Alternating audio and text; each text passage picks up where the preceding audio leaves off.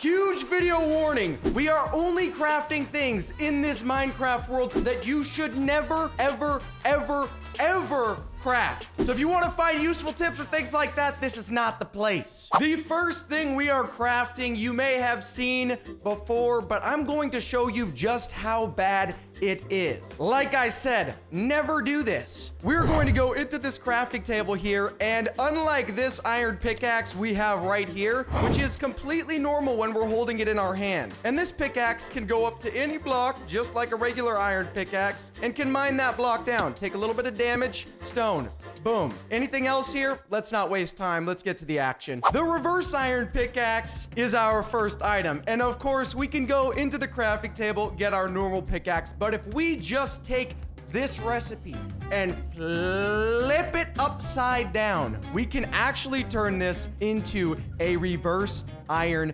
pickaxe. And this thing is not useful at all. In fact, it's quite dangerous.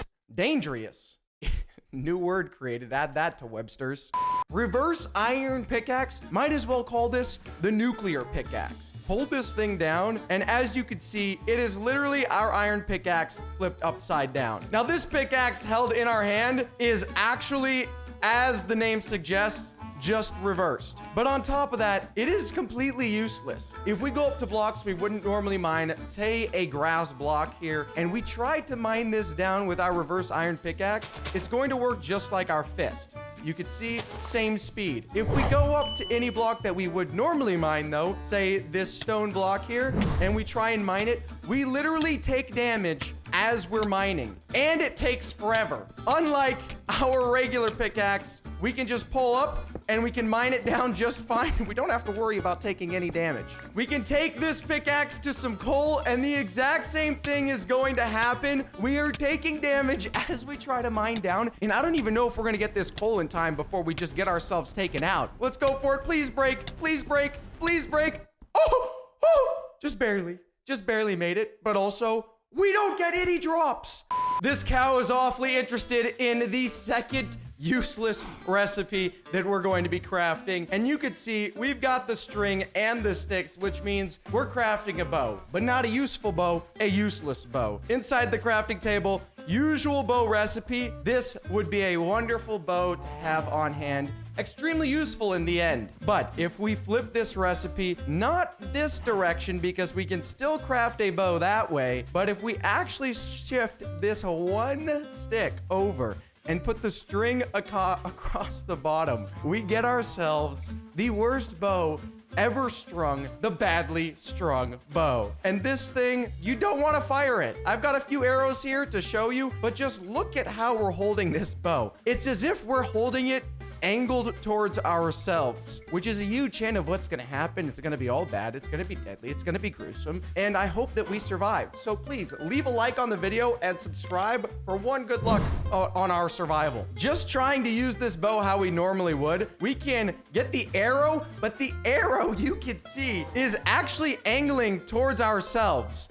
It's pointing at us. So when we fire this bow at that cow, it just hits us, and it does not shoot the cow at all. The only thing I think we could try is let's back up into this cow and try and shoot the bow backwards. It didn't do anything, you did it.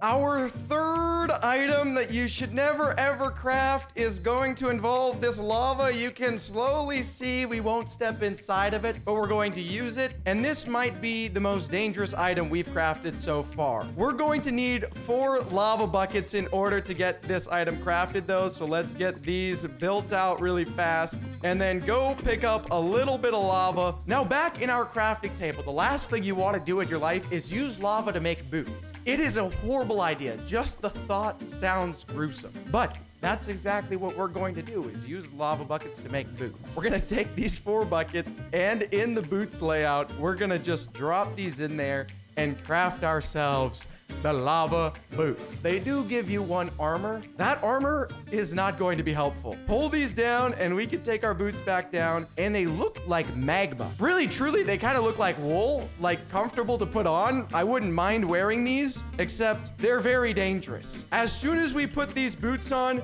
we instantly start taking damage like lava. Take it back off. Okay. That was close. It's as if we just jumped into the lava right over here. So let's get near the water because the only way for us to defend against these lava boots is actually walking onto the water. Put them on and we can walk in the water and it instantly turns to obsidian because they're made of lava and we don't take damage while we are standing on the obsidian, which could be useful because we slowly could just build ourselves out a nether portal. But as soon as we step off of the obsidian, we instantly start taking damage again. Take them off before we die. And for our next item, we are actually going to go into this village and confiscate some of their chickens. We need all of the feathers. Please, feathers, more feathers. And we need just the feathers, the raw chicken, and a creeper head. And that creeper head is going to make a lot of sense here in a second. Take the raw chicken, throw it in the center, and we have to disguise this like a chicken. It's an evil chicken, but it needs to look like a chicken. Put the feathers around and the creeper head on top, and we get ourselves the evil chicken spawn egg. Clear out the scene for this evil chicken, and we will place it down.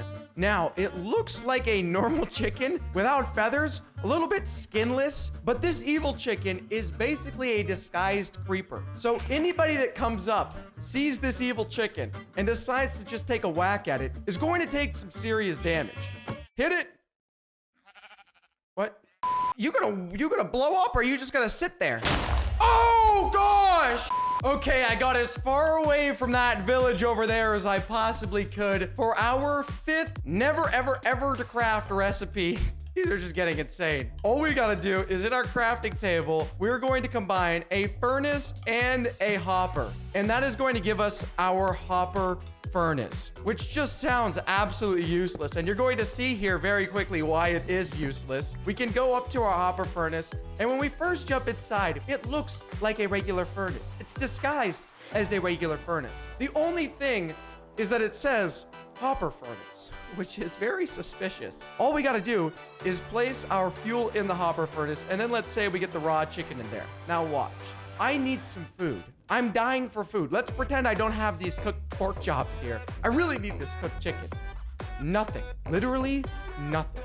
No matter how many times we put chicken in there, it's going to just not give us the result because as soon as it cooks, it's a hopper furnace. It just gets sucked right out into the nether. Now, the one thing we can do with the hopper furnace that is different from all of these other recipes is we can actually go underneath the hopper furnace and quickly place under the hopper furnace a chest. And this is where things can get interesting. We can actually salvage this furnace. Go in there, and we've got iron now in the hopper furnace, and it is going to be just like normal. Add some fuel, and we do not get the result that we are hoping for. But if we go down into the chest and break it, we can see that our iron ore is there inside the chest. I think I said iron ore, but I mean iron ingot. And we did manage to get one more. It's just a much longer process. So just save yourself some time and use the regular furnace in order to cook all your food. The hopper furnace is just not worth the effort.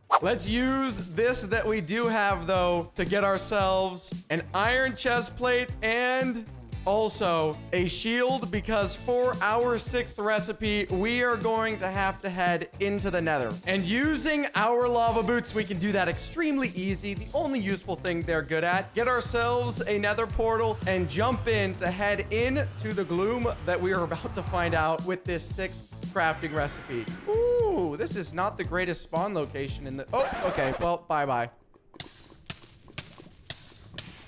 Inside the nether, all we need is some wool, which I have gone back and gathered because that lava down there stole everything. And we need to mine some netherrack here. And we just need 3 of them. So once we've got these 4 netherrack, let's go back to the overworld and safely jump back in. And now we can grab a crafting table, hop inside, and craft the bed you should never craft. White wool like normal, but instead of using oak, we're going to go with the netherrack and actually craft ourselves a nether bed. Now, this bed looks like it's a portal you're going to fall through. If you went over to your buddy's house and saw this, I would not sleep in that bed. I would say, I'm good, headed back home. And this bed does exactly what it says or looks like it does. We can hop in this bed, And as soon as we leave this bed, we end up in the nether with all of our stuff gone. I have no idea where we ended up. But if we try to craft another netherrack bed in order to get back to the overworld, we still have free wool, thankfully, because we'd be a little stuck in here since there's no portal back and we lost our bed. We can actually use the nether bed in the nether. Problem is, you can't sleep in the nether for a very good reason. Jump in the nether bed in the nether and things go extremely poorly. Chat says that was a dangerous place to fall asleep. There has been a lot of death in this video, which makes sense, but we're going to do the worst of it all. Quickly get ourselves a crafting table since we lost everything, and we need to craft ourselves a sign. Take that oak sign, and 2 of these we can say goodbye to. We don't need them at all. But we also do need to get ourselves 1 stone button. Now we're quickly gonna place this sign down and we're just gonna type a simple message on the sign that says delete. Quickly, there we go. We have our delete sign. Now we're gonna break that sign back down, pick it up, go into our crafting table, place a stone button in there with the sign, and it turns it into a red button called the delete button. Pull that down and we can place this button anywhere we want. Let's just place it right there. The last thing you should ever do is press the delete button, because pressing the delete button is going to delete your entire Minecraft world. As soon as you press